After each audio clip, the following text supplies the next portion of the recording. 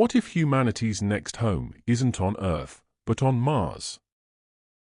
Mars is cold, dry, and nearly airless, a world where human survival seems almost impossible. Yet scientists and visionaries like Elon Musk believe colonizing Mars is not only possible, but necessary. The journey begins with advanced spacecraft delivering the first humans to an alien world. But Mars changes the human body, lower gravity weakens bones and muscles over time.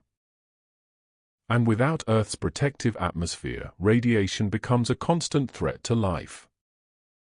To survive, humans may live underground, protected by layers of Martian soil. Food will be grown in controlled environments, recycling air, water, and nutrients in a closed system.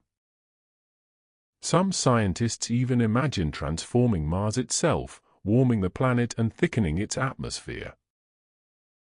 A new society could emerge, completely independent from Earth. But the question remains, are we expanding life or escaping our past? Mars may not just be a destination, it could be the next chapter of human evolution.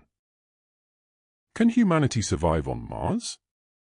This short visual documentary explores the science, risks, and future possibilities of colonizing the red planet through a unique vintage infographic lens.